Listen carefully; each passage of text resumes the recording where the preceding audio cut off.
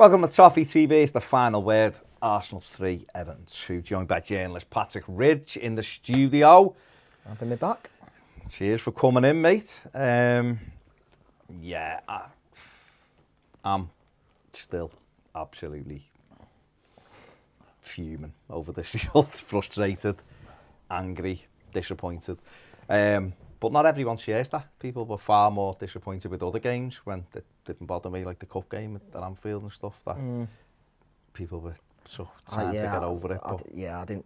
The Anfield one, I'd accepted it pretty quickly. I'd accepted it before it even kicked off when they named that team. But I think the frustrating thing is with yesterday is that we didn't take advantage of playing a really, really average Arsenal side. And that was proved that, we went into it as 10th, they were 11th. And it's just that getting that monkey off the back of, not winning at one of those places. That's the frustrating thing. It's like you feel like we missed a really good opportunity to do it again. I'm not particularly angry. It's just one of them, innit? And it deflates you after the good run we've been on, that we can't follow it up. Yeah, I mean, listen, everyone has different thresholds, don't they? Some games I get over in 10 minutes and other games, but yesterday, for the opposition, for who their manager is, for the chances we missed, it's just stuck in my throat, and it will do until Sunday. I know you don't feel the same way, I don't feel the same fine. at all. I honestly don't feel the same way at all. I thought it was one of those games where we never played as well as we could do, but for me, I look at all the reasons why and just think to myself, they're the reasons why we all know why we're not good enough. Yeah. That's the way I look at it and go, where we were positive is the places I know we're positive. We did miss chances and we should have scored more goals. But for me, it comes down to the same old players. And the sooner we get them sorted, the better. Yeah. And also, another thing was the formation that we started with, I think allowed the same old people to hide and get away with doing nothing as always. And that's where I am disappointed we never won the game, of course I am. But I'm looking at it from a point of view of, don't let that happen again. Yeah. Don't let that happen again. Let this be the game where again the manager learns something about the players and says that doesn't happen again. And that's all you can hope for. If the same happens next week, then I'll be thinking to myself, why haven't we learned from this? But for me, I'm looking at it, I'm trying to take all the positives out of it, because I think all the things that I want to improve are starting to improve, but it's the same old, and that a lot of it comes down to the midfield. And we've got to learn from it. It's as simple as that. It's a setback. I know it's a big setback, and they're not a good side. And we let them score a couple of really poor goals. That's the one thing, and you talked about obviously learning from it, and I think that we can all say that we learned, or the team at least, and Ancelotti learned from that Newcastle game to an extent, even though Ancelotti brushed it off at the time as like, stuff happens like this. You can tell that in those next two games, obviously we had the bad start at Watford, but then we came back from that and we kind of rallied, and then again against Palace. And the annoying thing with yesterday is we conceded those two goals, really stupid goals in the first half in the space of 5 minutes, was it? Really sloppy goals to concede, and then we go and do it again in the first minute of the second half. And I'm not saying that I don't think we played particularly well. We didn't play any worse than Arsenal did. No one deserved to win that game yesterday, I don't think, and that's an annoying thing from that perspective, obviously. But it's just that we switched off for those minutes, and overall, other than those moments, I don't think we had. I can't remember Pickford even having a save to make. He didn't have a save to make. Yeah. The only other chance they had, he caused. Yeah. Late on. The manager obviously made changes, enforced Luca Dean had a muscle injury. There was no Theo Walcott, he hadn't recovered from the knee injury. Obviously brought in, we had Schneiderlin, Delph and Sigurdsson in midfield. Iwobi come in. Leighton Baines had to come in. Yeah. But the one, I suppose, the Iwobi on the right was one that do you think that, again, we're at pains, and we don't want to criticise the manager. Do you think we set up to stop them playing too much and paid them too much respect? Or was that, you don't know who's available and who's not available. I just thought that the way we started, it was great that we got the early goal, of course, but I just felt almost like we'd set the midfield up to stop them playing. Because what you saw, especially in the first half, was a lot of balls into the channels, which Richarlison and Dom done. I thought Richarlison particularly was brilliant when he got the ball.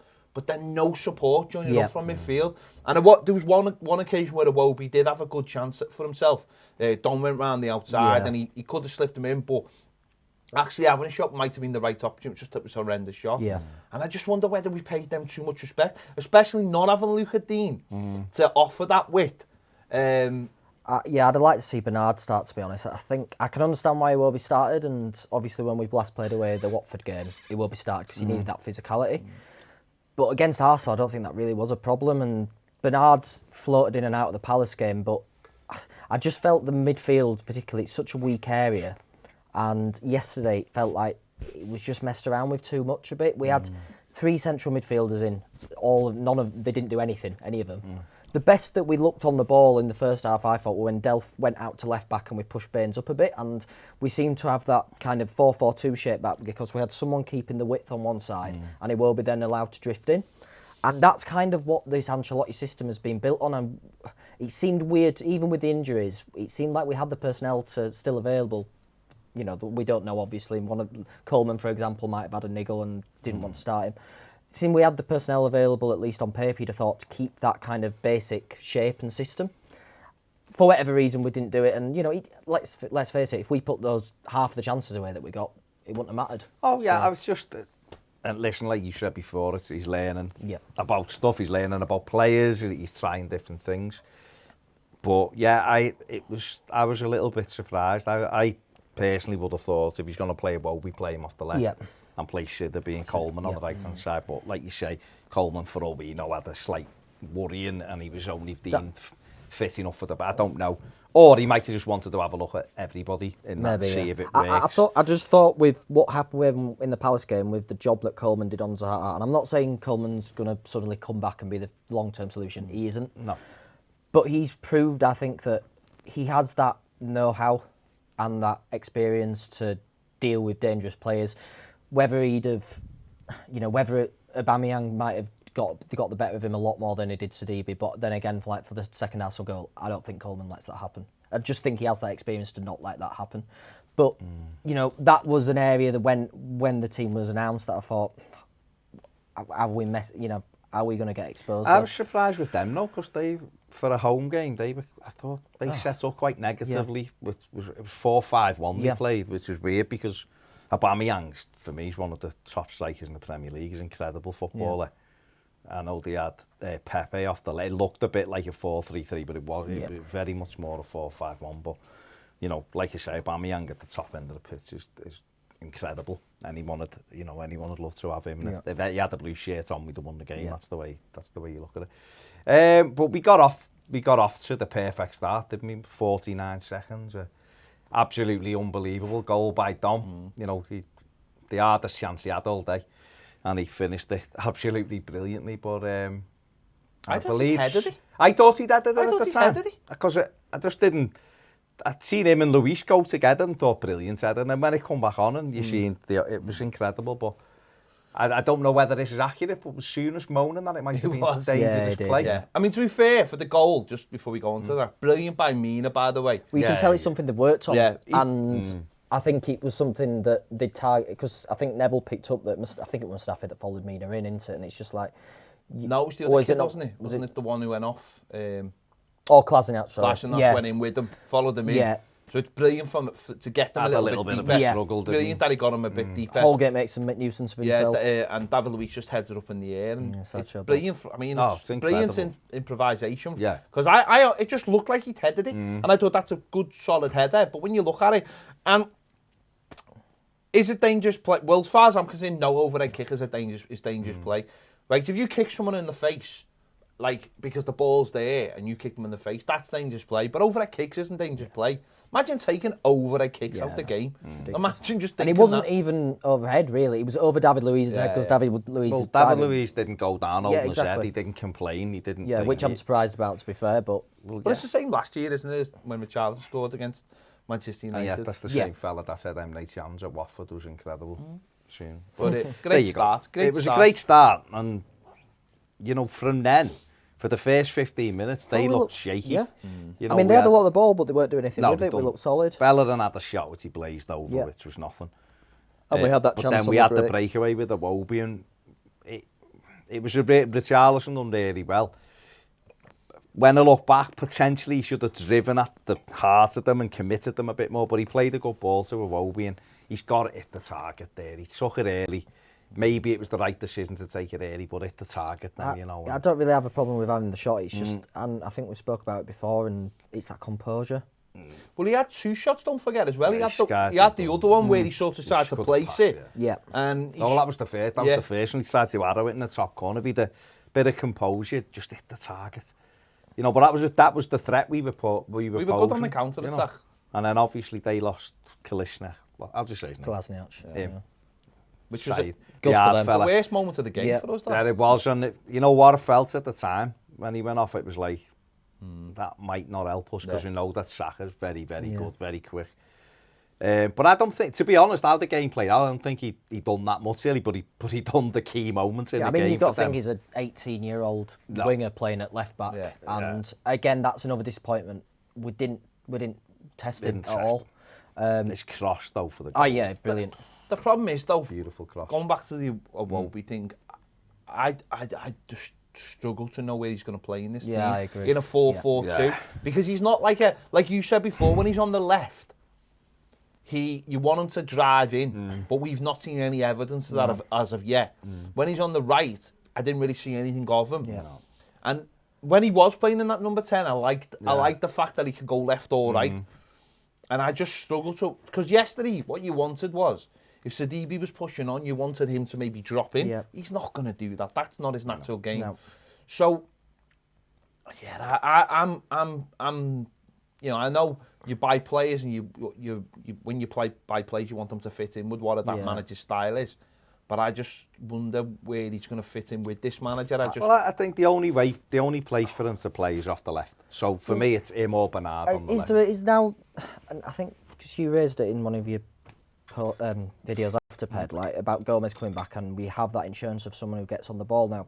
From now until the rest of the season, is there anything wrong in a few more, either in the parts of games or maybe even starting game? Let's, you know, I don't know, Norwich away, for example, or, you know, if we're playing a weaker team at home and we're on the front foot and you've got a fully fit Gomes, could you have Iwobi in there with him in a 4-4-2?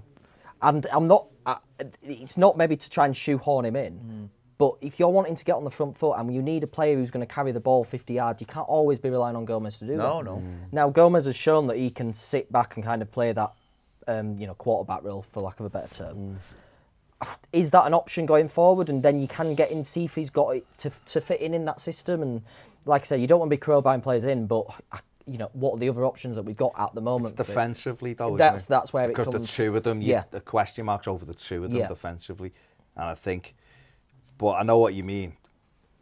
For example, like even in the second half yesterday, and Neville pointed out, and Sigurdsson was just walking with the centre backs when we broke. Now, that could have been any one of Sigurdsson, Schneiderlin and Delph. They all did it throughout the game. Now, Iwobi in that position, you would be the player that you'd think would be driving to the edge of the box, and that's where you actually want him. So maybe it's just an option we could have looked at for parts of the one games. thing about Iwobi is, though, he doesn't go hiding. He Yeah, always he always wants the shows ball. that. He might not do anything with it, but he always wants it. Where Sigurdsson is great at pointing where the ball should go. I've just been laughing on Twitter there. Dave Bennett, who's a good lad, that one of our mates, has put the video up of him when we're pushing. Is it in the second half? And he's hiding, pointing to where the ball wants. wants. With the formation, though, he can hide in formations. To be honest, I don't think there's anything wrong with what you're saying there, because I think one of the big problems is when you put, and I think two of their goals actually come from this yesterday. The first and the second goal is when you have no one in midfield who's willing to go out and stop players coming forward with the ball. This is what happens. Their first goal comes from nobody stopping. I can't remember who had the ball. I think it was Xhaka. Xhaka's coming out with the ball and nobody presses him. So he's allowed to play a simple ball in wide, and then the cross comes in. Now people might go, that's unstoppable. It is stoppable. If someone gets out to Xhaka, like we would have had if we had someone like Garner. Yep. Someone gets out and stops him. And the same thing happens with the second goal. Yep. If someone gets out Well, and Louis just goes out through. to David, Neville people might go, oh, it's a great pass. It's not. He's It was got simple. all day.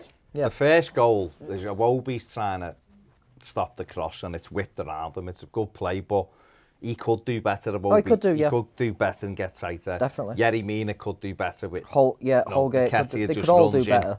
But it was a fantastic. Listen, you could probably every goal is avoidable. Let's be honest. It's more like really good quality. It was a brilliant good cross, finish. and a brilliant But that's finish. where good teams, But would snuff that out. they stop that from getting to the source. It might be one of the forwards who should be getting over there quicker, but certainly if you've got a centre midfield, we've seen it before with the likes of Snidling, and I'm not picking on him in particular, but how many times have we seen it where he stands off and what he does is start running backwards because he's trying to avoid the danger. He doesn't want to go because he knows that if someone skips past him, you've broke the press and you've gone. Yep. Now, that's where you need that more versatile centre midfielder. And you might be right about Iwobi. And it happened with the second one, as you said. David Luiz just strolls out and plays a ball. Yeah. Sidibe's, I don't know what Sidibe's doing, but I don't know what Mina's doing either for that goal. Because Mina should be, your two centre-backs should be your last two, and your full-back should be slightly higher. And yet Mina is slightly higher than Sidibe. Sidibe's pushing forward. Yeah. But no one's going to David Luiz and putting pressure on. Because if you put pressure on there, what's he going to do? He's going to turn around and you've gone back to your keeper and it starts again. But that's like you say with the first goal, it's exactly the same. You've got to cut those passing channels off, and we didn't, and it went out. So that's Saka's 10th assist of the season, which is just ridiculous. But it was a brilliant run, and you know, we're 1-1, and then Everton. I don't think any other team concedes 2 goals in quick succession like Everton. Honestly, I don't. We're just that team that we can go very quickly from looking very tight to just banging you 2-0 down or 2-1. That come from leaders on the pitch. I think no, just getting a grip of people. But it's like you said, we've gone 1-1 because we haven't cut a ball off. So as you're walking back to the halfway line, you say, make sure that doesn't happen again. Yeah. David Luiz steps into our half with the ball. Dom's like walking, like jogging, look like I'm running. No midfielder tries to cut anything out. And like you say, Sidibe is the wrong side of Aubameyang anyway. And that's the ball they're going to play because he's got the pace. Sidibe likes to... Sidibe's got this thing, hasn't he, where he likes to... And he does it quite well a lot of the time, where he likes to cut out... And gambles. He gambles and likes to cut out. And to be fair, he had the most ball recoveries yesterday. He does that quite well a lot of the time, but you can't do that if your centre-back is decided that he's going to move up as well. But they all pushed up. No, I know that, but Holgate is still deeper, and Baines is still a little bit deeper. That's what I'm saying. That's communication with your centre-backs. It should all. And it's also should be a curve, shouldn't it? What you should be looking at there is going, well, do we really need to? Are you not better? Should Sidibe be saying, well, if I just sit behind him and if he gets the ball, Mina can come across and actually we'll deal with it. Because if Aubameyang receives the ball there to his feet, where's he going to go? Is he going to skin Sidibe and then take Mina and then take Holgate? It's about slowing it down. I don't understand why we were pushing up though. No, that's what I'm saying. They're on. Yeah, there's no reason. They've got the ball. Well, you can understand if the midfield, like Ped said, the midfielders pushed up to restrict the pass, and then you push up. So, like the defence again, it's that communication, and the defence is doing one thing. It's like they were all working in those separate banks of 4 at that point, you know. And it's like the strikers were doing their own thing, the midfielders were doing their own thing, which is nothing, and the defence was doing so they were all kind of maybe doing the right thing just at the wrong time, and no one was speaking, no one's communicating. If my strength is running past you, then I'm going to try to do that all the time. But the message in the dressing room will be, play me in, get me in all the time, try it. And the message for defence should be goal side. We'll do it 10 times, and 9 times it won't come off, but that one time I'm in. Yeah. And yet we're pushing out. Aubameyang's brilliant, like I said before. He's one of the top strikers. But he's less effective, slightly less effective, if you don't give him space to run in behind you. Well, no, it's like Vardy, isn't it? If you don't allow that space, you can... They'll still score goals, as he proved later on, but cut off the ones you can. And I just think, for that moment, I just don't feel as though we needed to be moving out when they had we should have been retreating, if anything, and saying, play in front of us, you know, and we'll sit there. But that's, again, what we don't do, and it goes back to that, like, we lose our heads, and it's that after conceding, we should have just had that 5-10 minutes. You Get your sit shape back, back get again. back in your shape. Nothing silly. Because their goal had come from nothing, really. Yeah. Not that we'd been playing particularly well to restrict it, but like you said, they hadn't done anything. Well, it was for nothing. It was nothing. It was just the midfield, both midfields knocking it round. It wasn't doing anything. We just needed to get back into our shape and kind of, which we did after the second goal. And Yeah, then we we did. had that one chance and we equalised, and that's what we needed. And we did, I mean, that's the one plus thing you'd say is that the Reds didn't go down with going 2-1 down. We get the corner, Sidibe gets a corner, good ball in by Baines, lovely flicker by Iwobi. It's cleared. Sigurdsson, I'd like to say, meant that pass into the floor to Mina, but just keeps it alive. Mina flicks it on, and there's Richie Allison doing what he does best, which is making a nuisance of himself in the 6-yard box and knocks it in. And it's the perfect time to score, obviously, and it's getting at half-time, 2-2. And the last thing, at any level of football you've ever played in your life, is keep it tight for 10 minutes, boys, into the second half. Ancelotti's face just summed it up. And that, after exactly, the you know, third one. 28 seconds, and we're behind. And Yeah. the goal's so avoidable. It's like avoidable again, isn't it? And again, it comes out of midfield. Baines allows a cross. Why do we not stop crosses? Or this goes back to exactly what we've just been saying, is that players don't work hard enough at times to just stop. The amount of times you just see, it's almost like, well, someone else will deal with that. Yeah, but if you're playing against me and you know that I'm all right foot, you're not going to show me onto your right foot, are you? You're going to stop that and make me play on my left. Pepe is all left foot. Yeah. All he did yesterday was come back inside onto his left foot. That was poor. It was really poor from Baines. Sigurdsson had got across and didn't do it. So there's a little gap. It's the perfect gap. It's the thing of making it look like you're doing your job, but not actually doing your job. We see this from loads of players. I mean, this is what we've said all season about when we played 4-5-1. Players like Sigurdsson could make it look like he's doing something, but he isn't doing something. And far too many of that midfield did that yesterday. Yeah. When you're looking at them, you know, it's stupid little things. Snyder in the first half, when the ball's there and he's blocking off and then he gives away a foul and it gets booked for it. You're like, why are you doing stupid little things like that? Yeah. And for this goal, it's ridiculous. Cross allowed to come in. And Sadibi's got one man to mark and doesn't mark. He's there. And all you're thinking is, just get touch tight. And what the problem with Sadibi is, I find him one of the most frustrating players I've seen playing Everton share for a long time. Because when he's good, he's good. Yeah. And what he's good at, he's good at. Yeah. But what he's bad at, he's really, very bad at. Really bad, And I think what he does is, like we were saying before, about he almost anticipates what he wants to do. Yeah. So he gambles all the time. He gambles in trying to cut things off. And I say, when it works brilliantly. When he gets to the ball first, he likes to be high up on the pitch and breaking stuff down before something bad can happen. And it's the same on this. You can see him almost thinking, I'm going to get that ball before you are, so I don't need to mark you because that's not what I'm good at. But the ball's so good because he's got so much time to put it in. And Aubameyang's such a good striker as well. The movements, and he just... But then you've seen all day, Aubameyang wants to play off, and we've seen it when we played against Liverpool. Players want to play off Sadibi. Yeah, because they look at him and go, you can't defend. No. You don't know the basics of just dropping off and giving yourself 5 yards. Absolutely. And he's like one of the first players I've ever seen that is a wing-back. He's a wing-back. He's a wing-back. That's what he is. He's a bit like... He reminds, I think, Mendy's a little bit the same at City. Yeah, I know. But he's better. He's like a better. Well, they both played in the same Monaco team. But they've been brought in to be wing backs. So they can't play full back, and they're not that as good at when they play midfield. And the reason they could both play Monaco, for like recollection, that Monaco team played 4-4-2, I think. But yeah, because they had Mbappe and Falcao on top. But the reason that those two could play as wing backs pretty much because they had Fabinho, and he covered either side. Like Garner did for us all. Bakayoko as well. And Bakayoko as well, but he was all... I'd never got the hype with him, but he was all Fabinho, that team. He sat, him and Fabinho, though, but he'd sit... Well, Fabinho would go hunting, but he'd just sit and be the protector. We say it every week, though, our full-backs desperately miss. No, they do massively. Who can He'll go and cover for them and that. But again, it's so avoidable. And all you're saying is just get through the first 5 minutes, 10 minutes, let it settle down. Let it settle down, because once that goal went in. We gave the ball away for that one as well, didn't we? Didn't we kick off for the second half?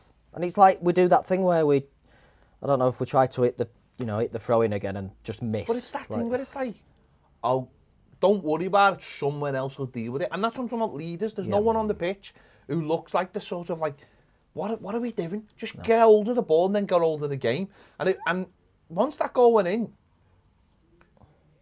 it's annoying because then we take control of the game pretty much. Well, we had again, like, we conceded and we did actually what we did in the first half. We had 5 minutes where it looked like they were going to score again. And then we kind of settled down, bring on the subs, or bring on Gomes and Bernard. And I think that once they both got into the game and it started to take off, Gomes was always going to take that 5-10 minutes to kind of settle in. And you could tell when he got it, the first thing he wanted to do, which is what you've complained about before when subs have come on, not got themselves into the game. The first thing he wanted to do was get it and give it and just get his foot on the ball and get used to it again. And you could tell he was still a bit reluctant to kind of, I think there was only 1 or 2 times where he got it and he turned and went past a player. But you can tell he was just getting into gears. Yeah. What I wonder is, though, with Ancelotti is, I wonder with Ancelotti, whether he'll start looking at situations and think, certainly at half-time, where maybe we thought, you know what, could we do, even though it's gone 2-2, could we do with a sub here? Could we do with maybe taking someone off, I don't know, whether it be a Wobie or someone pushing Sidibe up and bringing Seamus on. And look, I wonder whether he'll start looking at that going, how many chances do you need? I'm sort of allowing you to stay on to get better. Yeah. Whereas now I'm just going to start pulling you when maybe the feeling is to pull you. I know he hasn't showed that sort of ruthlessness or whatever. He showed a lot more patience than he needs to, I think. But maybe he'll start looking at going, I can't trust you to just go out. I'll give you an instruction. Don't do that again. And yet you do it straight away. So you know what? I'm going to start getting tougher with you. I don't know whether he is that kind of fella. Maybe. I thought I'm always thinking that, and I never get why managers don't do half-time subs more. I really don't get it when you haven't been good enough. And I do, obviously, Ancelotti's more than proven himself, and I'm not doubting him at all. But in that situation, yes, it's like we didn't play well in that first half, and really but the game was there for the taking. I think maybe some of it comes down to having a game plan of what your subs are going to do for you. So which is good. Yeah, but I think what he'd look at as well is we didn't play well, but we weren't exactly on the rack either. So you look and go, you know what? It's probably about even that. 2-2's about right. Someone coming on at half-time wouldn't necessarily stop that goal. No. Because we conceded it in such a sloppy fashion. It was players not doing the jobs. Yeah. You know, go and cut the cross out. Don't think me centre-backs will deal with it. Go and cut the cross out because your centre-backs aren't expecting you to allow the lad onto his right, onto his proper foot to pick a cross. And I think it does nick off Sidibe's head as well. But even so, if he looks at Aubameyang and thinks, I've only got to mark you. You just make sure, don't you? No, you don't give him that. You make sure, or even if you got touch tight with them and you don't allow him to get a clean header. He's reacting once Aubameyang gets there. I've never seen the player react so slowly today. I really.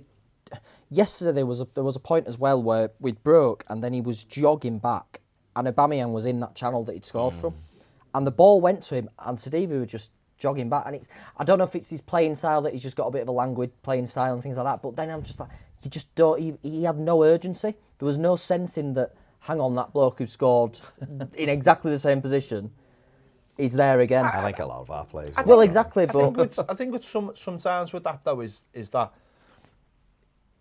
he is our starting right back, and he can do things that Seamus can't, and Seamus can do things that he can't, and the manager almost has to go, this is what I've got to work with. No, I'm not. No, you know, I know, but that's where sometimes we look at it. It's like every week I try and do, when I do the starting 11 every week, and I look at centre midfield, and every week I've just been going, well, it's either Sigurdsson, Schneiderlin, Delph, or Tom Davies. I ain't got much to choose from there, have I? And if that decision's there for me, the manager has to make that for real. Yeah.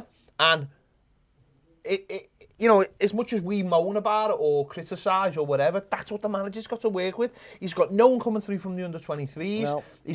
You can't buy anyone obviously till the summer now. So it's a case of you have to work with what you've with, and I think that's where the manager is looking at things. But what I would say is the introduction of Andre Gomes means that there is only one centre midfield place available now, because instantly the minute he walked on the pitch, like you've just said, everything changed for the way we were playing. Just instantly, I thought. And obviously it happened like four or five times towards the end once he started getting into the game. The ball's over the top to Richarlison all the time in that channel over the top, and Richarlison pulling wide. And we haven't seen that yet in this, as much as we've been playing this 4-4-2 with Richarlison up there. None of our midfielders have been doing that if they've even had the thought to try that it's either the only person who's doing those balls is Holgate.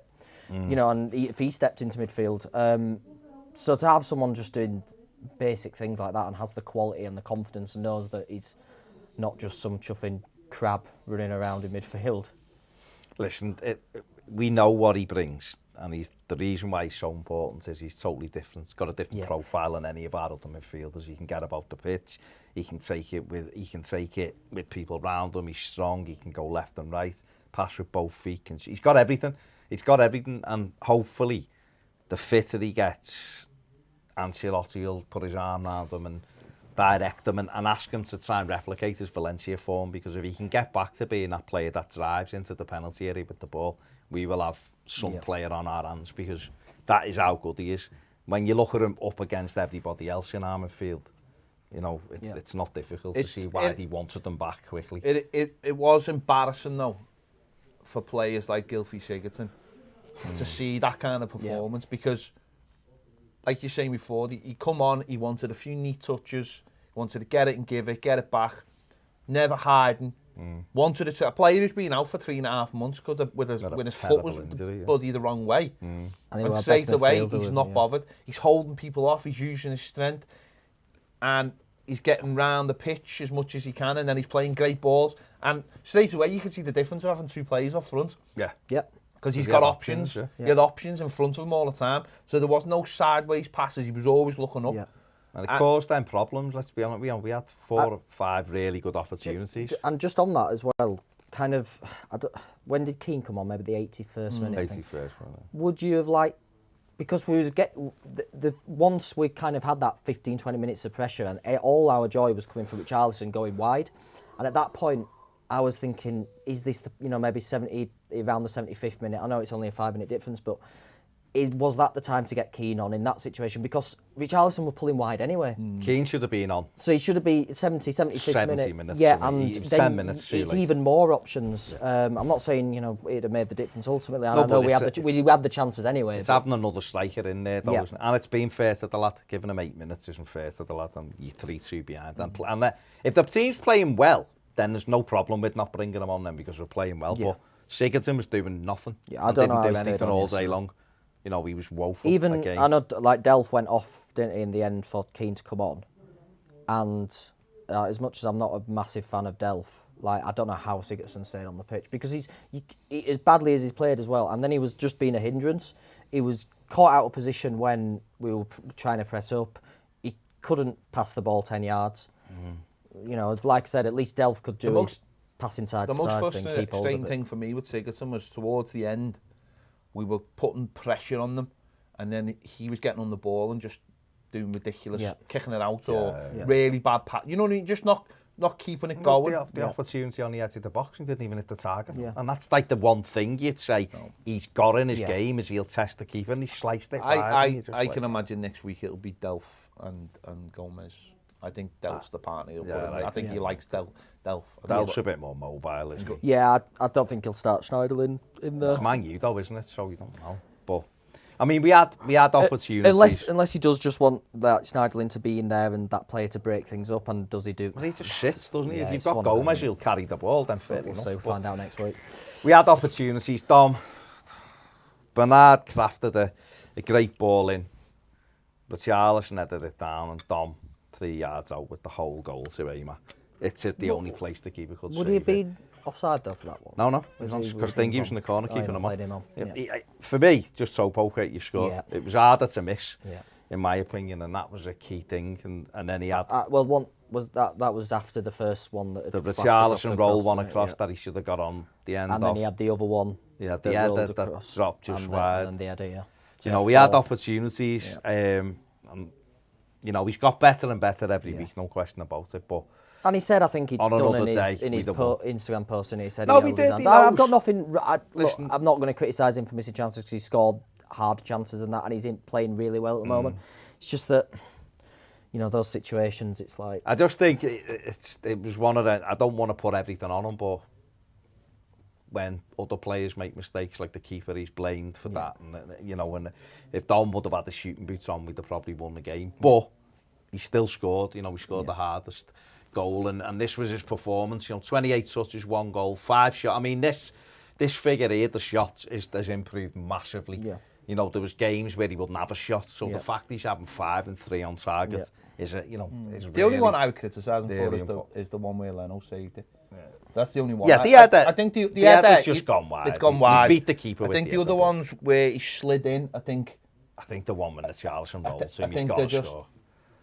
But I was saying off camera, he's done so many of them, and the only one I can think of him scoring is the Newcastle one, and he's in that position. So it's like he just doesn't. He has it, and can he not just have that? It's like that half yard in there. Something to improve on. Yeah, no, yeah, definitely. And the Leno one, I think it's funny, the Leno one, because it's whichever way you look at it, isn't it? Whether it's a great save or you think it's a bad miss. Well, it's a bit of both, really. It's a bit of both, isn't it? I think. She had to just put it's like a bit more composure.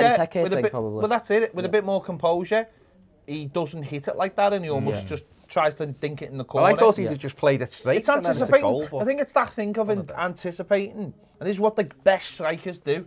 Is that they've been there and done it before, so they anticipate what the goalkeeper's going to do, which is. And spread himself. Yeah, so you've got to understand that what's a goalkeeper going to come and do? Well, he's going to come and make himself big. We'll put it somewhere where he can't make himself big, which is right in the corner. Yeah. And that's going to be. I think that's going to be experience. I just think in them situations it comes to him so quickly that it's a split-second decision. Where it's his thigh, but it drops to him. Yeah. And so the natural place to put the ball is straight. All he's focused on is hitting it into that split second, whereas, don't brain these to adjust his body. It is what it is. Listen, he'll score. Like you say, the fact he's hitting the target 60% of the time. What's he on now? 13 league goals. He's got 13 goals. He's got more goals than Duncan Ferguson. Best ever season. Best ever season. Was it? It's 7 successful passes for attacking. Third pass accuracy 54%. He was brilliant in the air. Oh, he was absolutely brilliant. Aerial duels. We know that though. No, I know, but he was brilliant in the air. And that's what we need to use more. Yeah. 9 aerial duels, 1 2-header clearances, 5 recoveries, and fouls suffered 1. I don't know where that 2-header clearance is, because I've just looked at stats. Well, he did have a header at the end. 5 out of 5 in our box he won. Did he? I don't know what that is. He had a header at the end after the one that he'd glanced wide. He had another header. Yeah, the other one where he did clear it for Arsenal. Yeah, when he rose, I thought he scored. He just headed it, said to keep it alive. He just tried to keep it alive. Yeah.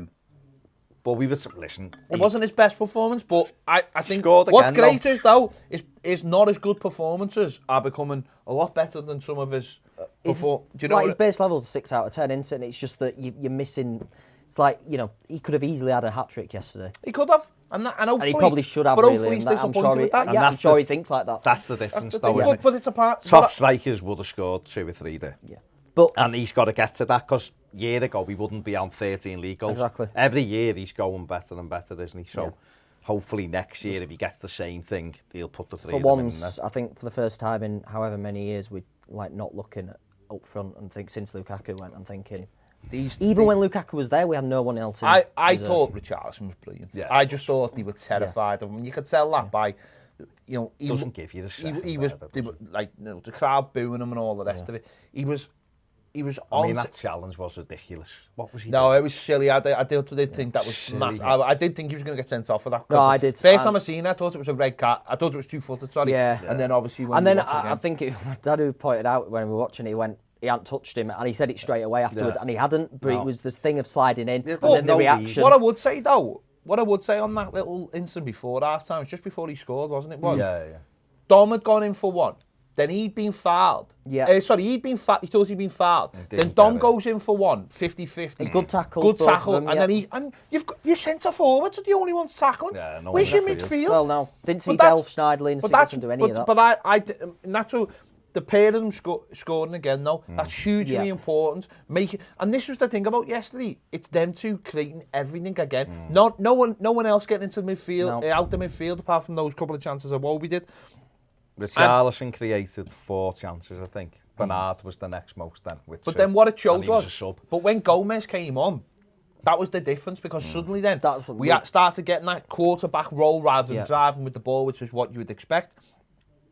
It allowed Sidibé to start pushing up. Yeah. Allowed Bernard to start pushing up because you've got that confidence, haven't you? Yeah. You Someone who's suddenly good got in that midfield, confidence mate, that's why. of someone on the ball who will Yeah. either find you or won't lose the ball. Yeah. And that's the difference. And if you imagine if we could put someone next to Gomes in there who get suddenly about the gets pitch. about Well, the pitch. this is, and like I said, I'm not saying it's definitely the answer. This is why the Iwobi thought when it comes in Yeah, against, yeah. because you've got that player who can keep the ball, and this league isn't good.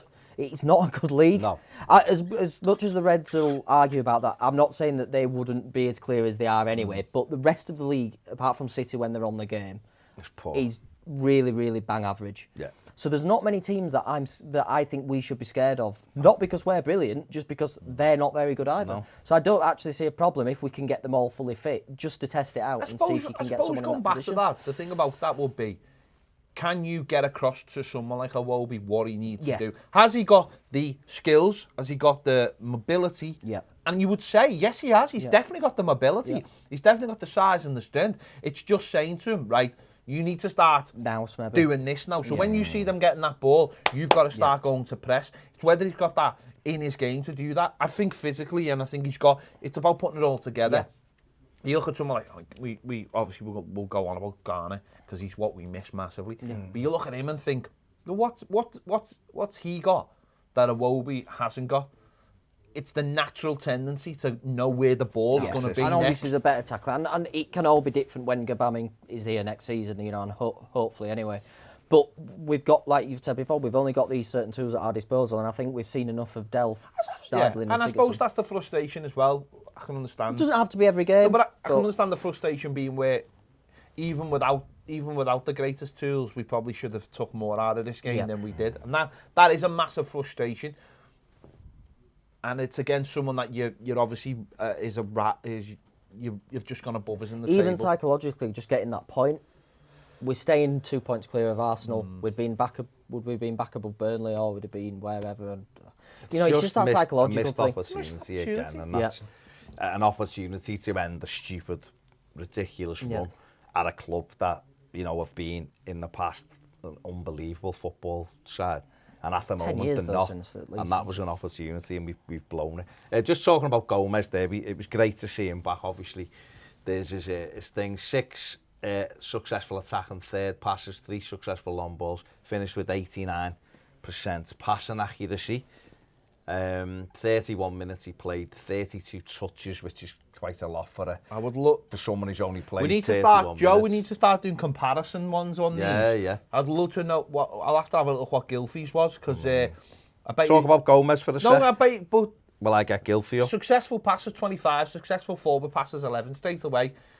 Well, you're nearly half, aren't you? He's going forward, and but everything he did was positive. Everything he tried to do was positive, and I just thought, for me, Gylfi Sigurdsson had 38 passes in the game. 30 out of 38 he completed. He touched the ball 30 times in the game. So Gomes only he got 31. what was his forward passes? The attack and third, he completed 8 out of 15 passes, so more than that. None inside the penalty area. Middle thirds, 15 out of 16 completed. No take-ons, 3 ball recoveries, didn't win an aerial duel. Yeah, so, I mean, Gomez's numbers are showing, Gylfi 78% pass rate. Well, straight away, what you're saying is this is not just a novelty thing of going, he's been out for 3 months, look how well he did. He's come on, and straight away, he's proved himself. Recoveries, 5. 5 ball recoveries, Garner average 6 or 7 a game, so that's showing you in half an hour the work rate he had. Suffered 2 fouls, committed 1. It was fantastic to see him back. And if we can get a partner alongside him, yeah, that's obviously the long term, and in the short term, you just got to find what works. Like I think, like you, Delph will start against Man United, and that's fine. I don't think Delph played badly yesterday. I wouldn't surprise me to see Schneidlin. Well, it's going to be. The problem is, though, what I would say about Schneidlin is that from that performance, I don't expect to see Gomes gallivanting around the pitch just yet. I think he's going to sit in that quarterback role for a while. Whereas I do think Delph is a lot more mobile. And I think if Schneidlin sits too deep, and he sits too deep, we end up what we had at Villa. You don't have that. I know I know there's... Players work well together. Do you know what, if Tom Davies had any form, even with... Tom actually, if Tom was in any kind of form, he'd be perfect. He'd be better because he is a little bit more mobile. Because ideally, you want Gomes to be more like the deepest player in your midfield. At the moment, not going forward, but at the moment. And I just worry that if Snydon played, our midfield then would be sitting too deep. Yeah. I still think, I mean, there'll be 4 or 5 changes anyway next week. Walcott will be back in. Yeah, fingers crossed, which I never Wouldn't thought. surprise me if Coleman comes back in. Yeah, Bernard will probably come back in. Dean will be back in. Yeah. And then Gomes will... So there'll probably be 5 changes again next week because that's just the nature of it at the moment. But I do think that's Gomes, barring any kind of reaction to yesterday. I think that's Gomes. 100%. And the manager said that after the game. He wasn't quite ready to start the game. He said, but he'll start next week. Yeah. Well, he said, listen, you've got that in it. I mean, I watched the opening half an hour of United against Watford when I was doing something, and they were... United were dreadful, honestly. The pair of them were poor, but Watford should have been shooting up the core. The core should have scored twice in the first 10 minutes. United were dreadful, honestly, and then they got a goal and Watford heads went down. Fred and Matic. Yeah. I think what this game's done is I think what we've looked at in the last few weeks and we've gone, Palace had a couple of opportunities. Obviously, Watford did score goals. We've won games not playing too particularly well. Whereas maybe we might have played a little bit better than this, but it's those frailties that have cost us again. And it's not nice. You don't want to lose games of football. Yeah. But the manager's going to have to look at that now for the rest of the week, work on those problems. I think that's the only way things are going to get better. Sometimes you can have good runs and kid yourself that things everything's great. Everything goes in the right direction, but sometimes if you've got to expose a couple of frailties to get better at them. And I do genuinely believe those frailties are coming from areas that we will look to strengthen in any way. It's not, I don't look at the team going, don't get me wrong, there's things in the team, I think there's little things defensively that I think Mina and Holgate can have a bit of a better shape about them as well. Yeah. They both need to improve. But I genuinely but even yesterday, Holgate, second half, stepping out of defence. That ball he played over the top of Richarlison was fantastic. But I do genuinely believe that where we're good, we're getting better. But we're certainly in centre midfield, would you put Holgate in midfield alongside Gomes? I'm just playing. No, because of Michael Keane. I just don't think he's good. I just don't think he's good enough. Maybe against teams like again, I saw no problem at all with that defence that we started at Palace. Up against, I think I said, I kind of expected Keane to play up against Benteke. It wasn't ultimate, although Michael Keane does seem to get outpaced by Benteke for whatever, somehow. But I saw no real issue with that. The surprise in that game was Holgate not starting in midfield even, or at all. But again, unless you're playing a team that has got no pace up top, then you can't really afford to be putting Holgate in midfield as much as I want to see it happen. I genuinely believe if we had, I know, going back in time, but I do believe if we had Garner playing for us in a game like this, we don't concede the first goal and the second goal. I genuinely believe that. Yep. I genuinely believe that. Definitely not the second. I genuinely believe that he it's that confidence that players get from having other players around that they know they can do the job, so that they don't feel like they've got to do the job. Yeah. Does Mina come that far forward if he's got Garner in front of him? No, because I think he feels that Garner will protect that area and go and shut it down and shut that ball down.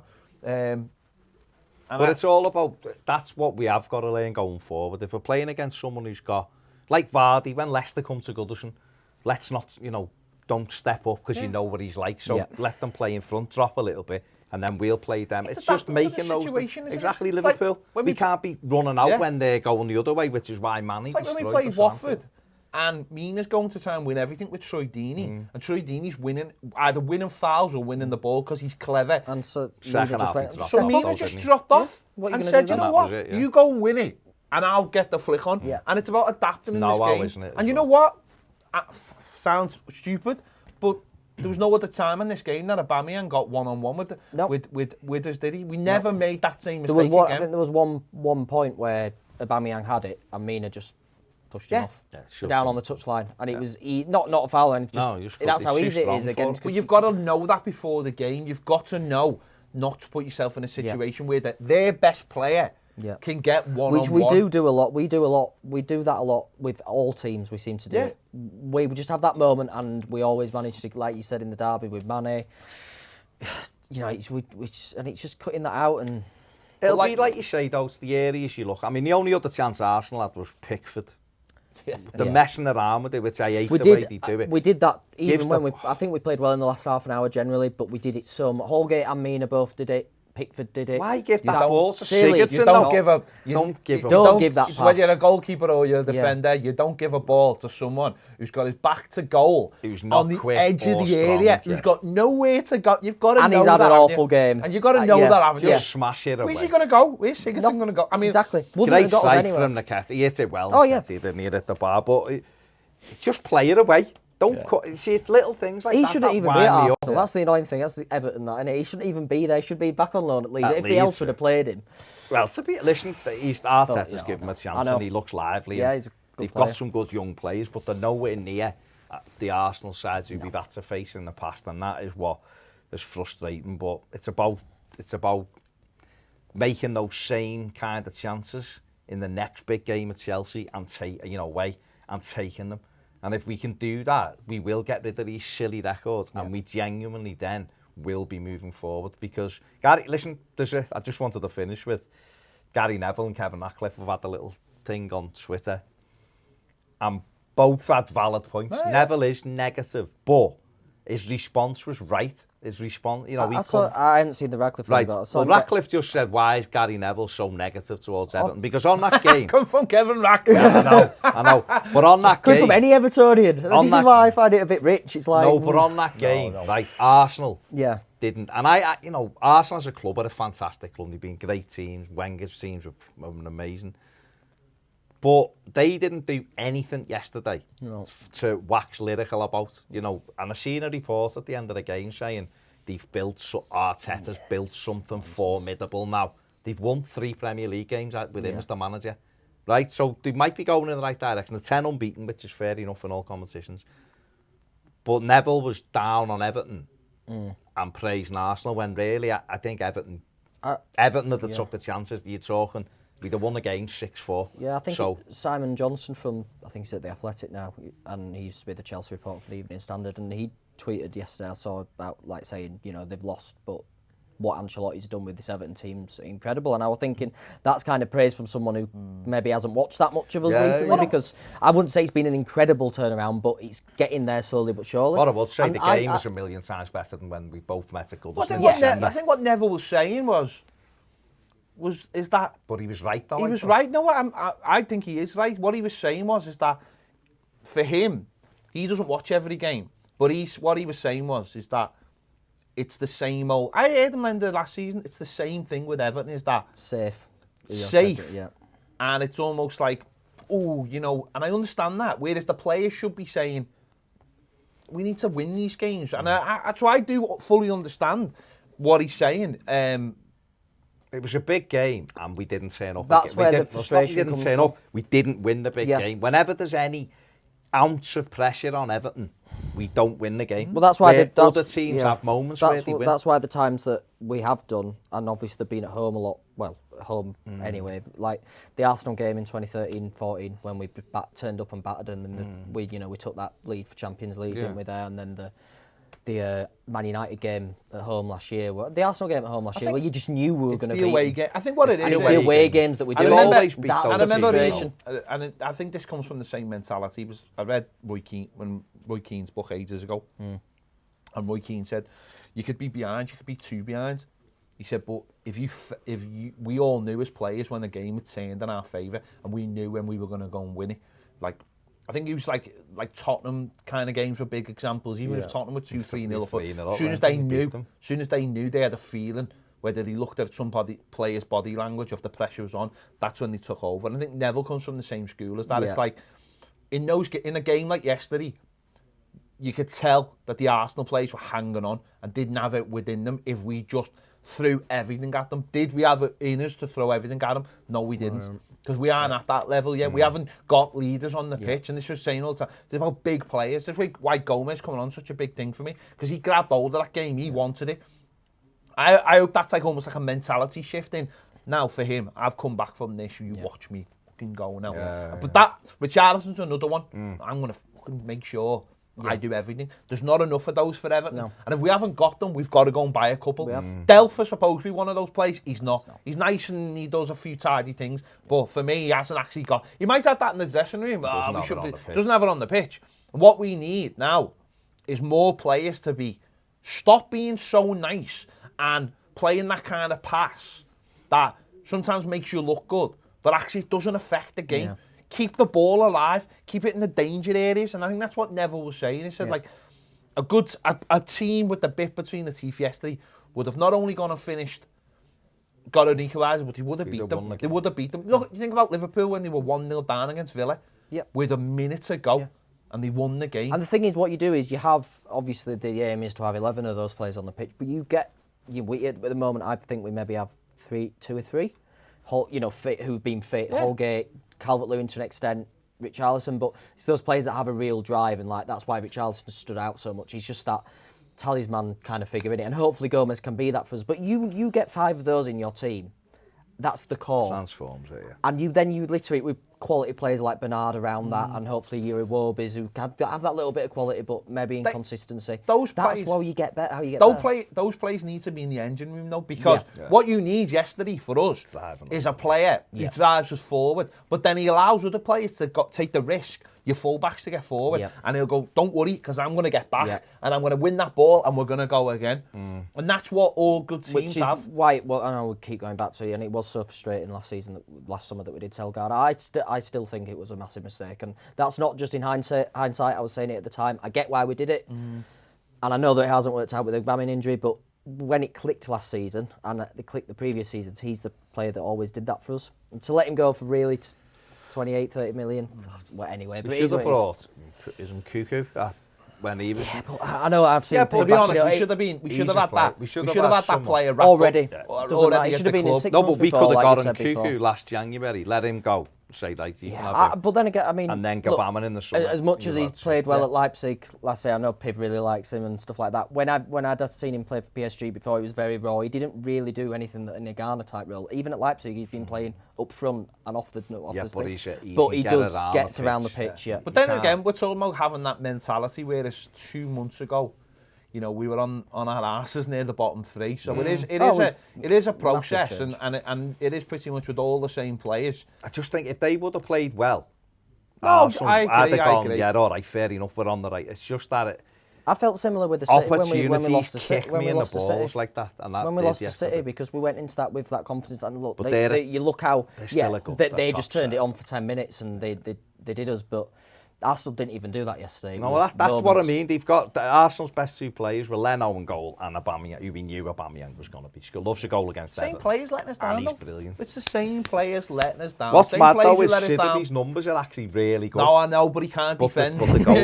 He's got eyes. No. That's what's bizarre. I know I hear this a lot, and I understand his numbers, but he can't defend. No. And I've always said this about the kid, is that it's great when he's got... Would you buy him? No. No. I don't know if I'd have him in the squad, but I wouldn't have. I think a lot depends on whatever happens, whatever they want to do with Kenny. John Joe is not. I'm just going to say this now. He's the answer. John Joe is never going to be the answer. I'm saying this right now. Everton will sell him in the summer. He's never going to be the answer. He's nowhere near the level we need. So I personally think we need a right back in the summer. Yeah. Either way, I wouldn't. And I see the argument for signing Sidibe. It's 12, 15, Who would you go for? I've mentioned Hakimi before, player of that quality. Another one is it's Dumfries from PSV. Hakimi is really good player, really good player. Again, it's that defensive nous that you'd be a bit worried about being from the Eredivisie, but he's proved it with the Netherlands. He flies forward. But then again, you've got to sign players in midfield who are going to complement him. He's 24, 25. To be fair to Sidney, though, actually, there's a lot of right backs out there who can't defend. It's just that they have someone in midfield. But they've got then again, if you're going to have a right back who can't defend, do you want a 29-year-old who's costing 12 million, or are you going to go and get a 24-year-old that's costing 18, 19 million, and you've got that to build forward? No, I agree. And listen, Sidney, they'll make that decision depending on, and it won't be based on his performance this season. It'll be based on who else they can get. Yeah. If there's no one they feel they can get, they might go, well, 12 million's not a massive drop in the ocean, and we'll re-examine next year. Yeah. Still got Coleman. Whether they bring... Personally, I'd say to I'd say to John, Joe, stay in Germany for another year on loan, or get a buyback. Oh, sell him and get a buyback. I just don't. I mean, there was a clip of him. They've been beaten 5-0 by, and it, you know. Oh, they got hammered by Bayern. I know it's Bayern, but they got hammered their own Bayern. Kenny didn't. I just like a few weeks ago that game. Kenny didn't really do anything wrong in that game, but it's just they're a team that get battered and then they do play quite well going forward. I mean, the Muller goal was his fault. Yeah, he just didn't track him. He didn't track him. He did it. There's a clip of him going around making a block last week, wasn't there? And it, like, I saw someone comment. I felt really, but they just said, "Well, he's out of position in the first place," and it's like when you look at it, but he's only young, isn't he? And he's growing. I don't know if he's going to be the answer or not. Max Aarons. Maybe, but they're relegated, aren't they? Yeah. So, but again, it's how much you'd have to pay for them, and you're right. It'll be what we can get and what's available, won't it? But one of them. So he'd be a big good buy if we did get Europe. Yeah, for that rotation. I think if we got Europe, I'd go definitely get him because I think he'd work. He's got the know-how. We'd have enough games and he's got, you know, and he'd be in and out and sort of thing, and I think that would work. If we didn't get Europe, then maybe not. Then maybe go, no, let's get our first choice. If you could get Hakimi, but... Yeah, I mean, well, look, we're not even in... Couldn't get him, but he'd be an amazing... But, well, the thing is like, you know, it might well be that Real Madrid let him go, that they might want him back, they let him go, and why wouldn't he stay at Dortmund at the moment? But the thing is Dortmund don't work like that. They don't work like... They'll just think, well, we'll just go and get another player who will go and do that anyway. We need to start going getting the players they get. They get, yeah. Haaland. Oh, well. There you go. Arsenal 3, Everton 2. Do you feel any better after doing that? Not really. A defeat, only our second in under 2020. Carlo Ancelotti and, you know, Arsenal and Man City. The 2 defeats. But let us know what you think in the comment section below. Is it an acceptable loss? There's no acceptable losses. Do you feel all right about it? Are you annoyed? Or is it just simply a learning curve for Carlo Ancelotti? Let us know in the comment section below. Big thanks to Patrick. Make sure you give the video a thumbs up, subscribe if you haven't, and if you want more videos, join us on Patreon. See you later.